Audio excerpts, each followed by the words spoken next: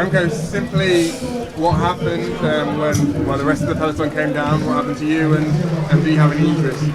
My right side is pretty touched, damaged, but no fractures. Otherwise, I would not have been here anymore. And yeah, what happened? I think guys in fifth, sixth position start to touch the wheels or just slid away. So and after that it was like a bowling. I don't know what happened exactly behind me, but I was really close to save it. But then from the left side there was a bike that came under my back wheel, and as I was braking, I just went like a front flip and landed on my head and my shoulders. So yeah, it was a pretty big bang, but in the end nothing too special from my side. So yeah, it was a bit of a bowling game.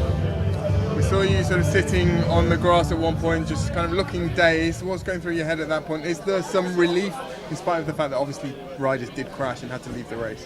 Yeah, exactly. I mean, that's the positive thing about my crash today, is that I didn't have to leave, or that I don't have to leave the race. But actually, I had quite a big touch on my knee. I think another bike just came straight on my knee, and it was quite painful. So I thought that it was worse than it is actually now. So, but yeah, it was a bad situation for the whole bunch. So just all my best wishes and speedy recovery to the guys that had to stop, or they are on their way to the hospital, unfortunately. So it's again quite a dark day for cycling, unfortunately.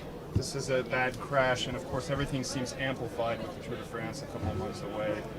Do you find it's just more intensity around everything, including within the peloton and the nervousness? Yeah, I mean, it was a bit special because the final was tricky, but in the end it was going to be a proper sprint stage. So we were just sitting in front, not really fighting to be in the first positions. And if you don't want to give space to another one, or you just slide away, it's just bike racing. But yeah, it was a bit unfortunate because the descent was not even tricky. So it's for sure there are nerves in the bunch. There is stress. You want to be in the front because it's rainy, slippery. But yeah, could this have been avoided? I don't know. Probably not. Maybe yes. But it's a race situation.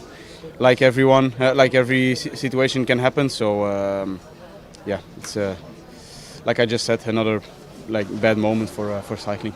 How do you find yourself mentally now after the incident you already went through? I know riders take a lot of bangs throughout their career. Do you find it mentally difficult at times? Are you worried when you're in tight punches?